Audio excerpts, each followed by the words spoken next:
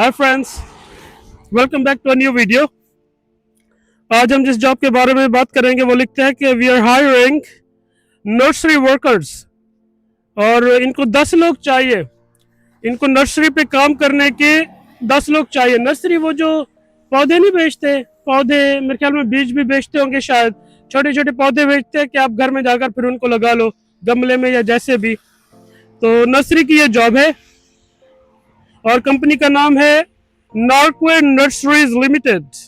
Company बड़ी लग रही है, नॉर्कवे नर्सरीज लिमिटेड। नर्सरी वर्कर चाहिए, 10 लोग चाहिए इनको, और लिखा है विद LMIA। तो ये LMIA का लेटर भी प्रोवाइड कर रहे हैं। LMIA लेटर वो लेटर होता है जो वीजा अप्लाई करते टाइम आपको अपनी फाइल में लगाना होता है जब आप कनाडा से बाहर हो और कनाडा का वीजा अप्लाई करते हो। तो ये लेटर आपको लगाना होता है फाइल में। और आगे इन्होंने लिखा है कि weight handling up to 23 kg या 50 पाउंड। इन्होंने केजी और पाउंड इसलिए लिखा है क्योंकि हमारी कंट्री में तो बस केजी चलता है। हमारी कंट्री में तो दूध को भी किलो बोल देते हैं, हालांकि वो लीटर होता है।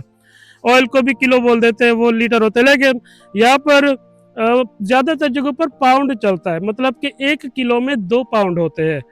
तो इन्होंने लिखा कि 30 kg उठा सकता हो या 50 पाउंड उठा सकता हो, मतलब कि 23, 24, 25 किलो वजन उठा सकता हो।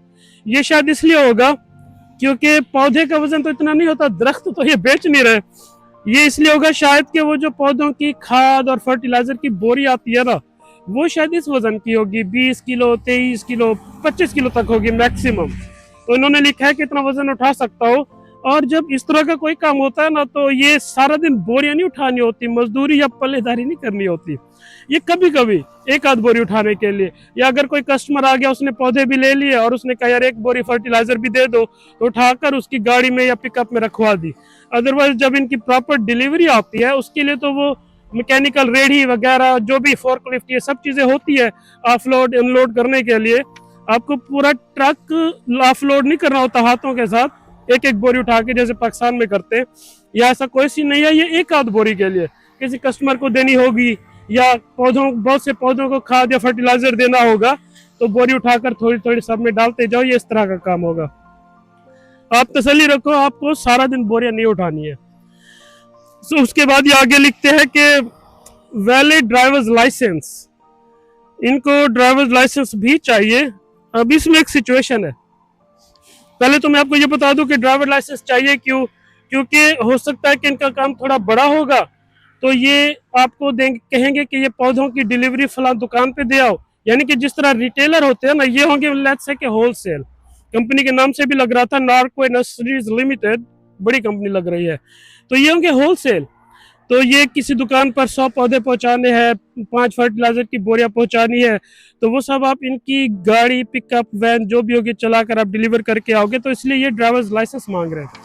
अब इसमें बात यह है कि अगर आपके पास पाकिस्तान का ड्राइवर्स लाइसेंस होगा, उस पर आप यहाँ गाड़ी तो नहीं चला सकते, लेकिन जब आप यहाँ आओगे तो आप डायरेक्टली रोड टेस्ट दे सकते हो।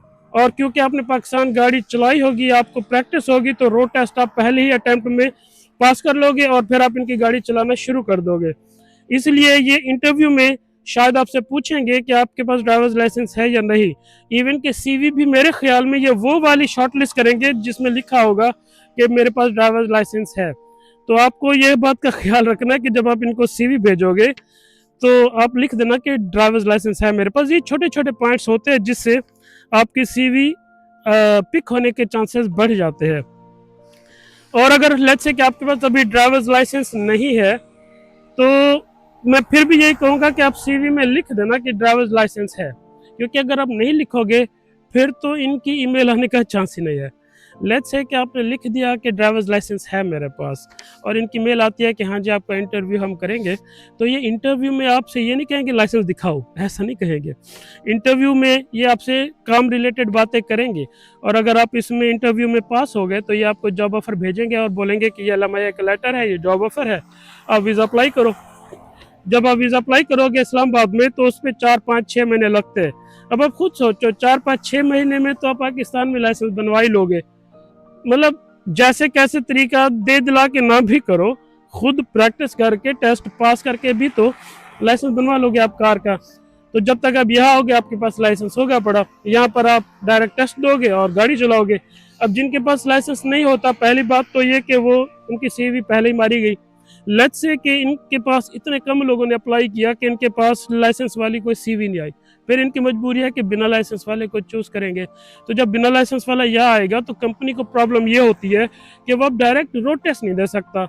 यहाँ के कानून के मुताबिक पहले वो एक जिसे कच्चा टेस्ट कहते हैं ना, जो सिर्फ पढ़ के देना होता है, थ्योरी टेस्ट, वो थ्योरी टेस्ट पास करेगा, फिर 1 साल वेट करेगा, 1 साल बाद पक्का टेस्ट देगा। अब वो 1 साल क्या करवाए कंपनी से, मजदूरी करवाए, क्या करवाए। हो सकता है कोई काम करा भी लें कि जिसमें ड्राइविंग इन्वॉल्व ना होती हो, लेकिन फिर भी अब बात तो समझ गए हो ना। बाकी आप खुद बहुत समझदार हो, आप कर लेना जैसे करना होता है सीवी में।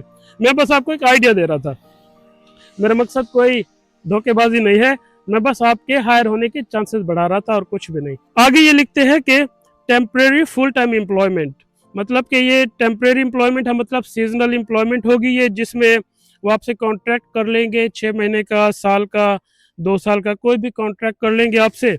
और फुल टाइम एम्प्लॉयमेंट मतलब आपसे ये हफ्ते के तकरीबन 40 घंटे तो काम करवाएंगे ताकि आपको 2 नौकरियां ना करनी पड़े। अगर आपको ये खटक रहा है ना टेम्परेरी एम्प्लॉयमेंट के फिर 6 महीने बाद फारिग ना कर दे, तो यार करना है तो कर दे फारिग।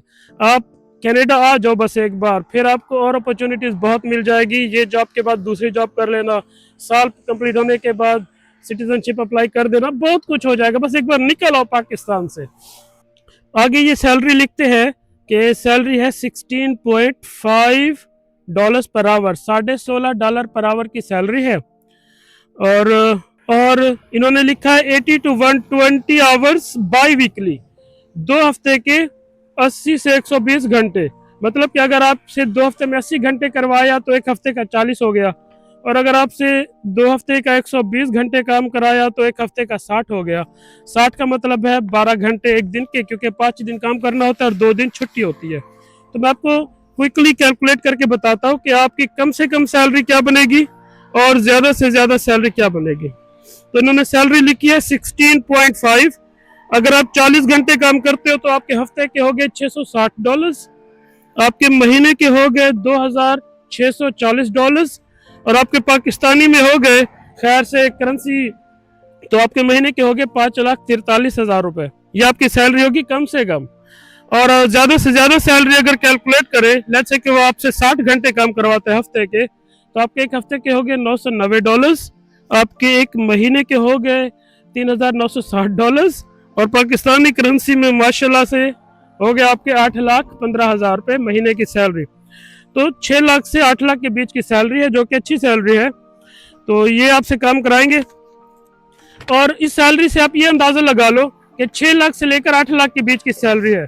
मान लो कि इन्होंने आपसे 6 महीने काम कराया और बोला कि भाई घर वापस जाओ, मिसाल के तौर पर, और आपने इधर उधर ट्राई की, और मान लेते हैं इन किसी एक के साथ ऐसा हो गया, क्योंकि 10 वैकेंसीज है ना, 10 लोग आए थे, किसी एक के साथ ऐसा हुआ कि उसको दूसरी जॉब नहीं मिली और 6 महीने बाद उसे अब घर जाना है। तो आप ये देखो जेब में कितना पैसा लेके जा रहा है। अगर यार 6 महीने में आप इतने पैसे भी लेकर जेब में वापस जा रहे हो, साथ में आपके पासपोर्ट पर कनाडा का वीज़ा लगा हुआ है, आपके ऊपर ट्रैवल की स्टैंप्स लगी है, आप जब कहीं दूसरी जॉब अप्लाई करोगे कनाडा में तो आपको प्रेफर किया जाएगा कि यार ये बंदा यहाँ रह के गया है, काम करके गया है, यहाँ का एक्सपीरियंस है, यहाँ के आब हवा को, माहौल को समझता है, और क्योंकि यहाँ आया था तो लैंग्वेज भी आती होगी इसको, तो आपके हायर होने के चांसेस बहुत ज़्यादा बढ़ जाएंगे। तो ये 6 महीने भी कराए ना, आ जाओ बस निकलो एक बार पाकिस्तान से। और इन्होंने, मैं देख रहा था कि कोई एजुकेशन नहीं मांगी, तो आपकी एजुकेशन कुछ भी हो, 5वीं 8वीं 10वीं 12वीं, या इवन कि आपने कुछ भी पढ़ाई नहीं की, फिर भी आप इस जॉब पे अप्लाई कर सकते हो, नो एजुकेशन रिक्वायर्ड है। और मैंने देखा कि इन्होंने एक्सपीरियंस भी कोई नहीं मांगा, तो आपने ये काम किया है या नहीं किया, आप अप्लाई कर सकते हो, जीरो एक्सपीरियंस से भी अप्लाई कर सकते हो। वैसे भी इसमें सिखाने वाला तो कुछ है नहीं, पौधे उठा कर रखने में वो आपको क्या सिखाएंगे, मतलब क्या कराएंगे आपको कि पौधा उठा के कैसे रखना होता है, या पौधे को पानी कैसे देना होता है, या पौधे में खाद कैसे डालनी होती है। मतलब आप समझ रहे हो ना, सिंपल सा बेसिक सा काम है, एक्सपीरियंस चाहिए नहीं। ये इतना बेसिक काम है कि उन्होंने ये भी नहीं लिखा कि विल ट्रेन, मतलब वो क्या ट्रेन करेंगे आपको कि पानी कैसे डालते हैं। यार इजी काम है, टेंशन नहीं लेनी, आप बस अप्लाई करने वाले बनो। अच्छा, इन्होंने लिखा send your CV to norquay@inetbiz.ca, और फ़ोन नंबर भी दिया इन्होंने, अगर आपको कॉल करनी हो तो 204-239-6507। मैं प्रेफर करूँगा फ़ोन ना करो, तो सीवी वाला काम बेहतर है, उसमें चांस ज़्यादा रहेगा आपका। और अप्लाई करने की लास्ट डेट है 18 फरवरी 2026। और ये जो डिटेल मैंने आपको बताई ना, ईमेल वगैरह, अगर आपको मेरे बोलने में समझ नहीं आया तो इस ऐड की जो फोटो है वीडियो क्लास में आपको दिख जाएगी, आप वहाँ देख लेना। और अगर जैसे कभी पाकिस्तान में इंटरनेट डाउन होता है और तस्वीर क्लियर नहीं आती, तो मैं ये ईमेल एड्रेस अपनी इस वीडियो जब मैं आज अपलोड करूँगा तो उसकी डिस्क्रिप्शन में भी डाल दूंगा। तो ये है आज की जॉब, मैं अब इसको वापस लगा देता हूँ।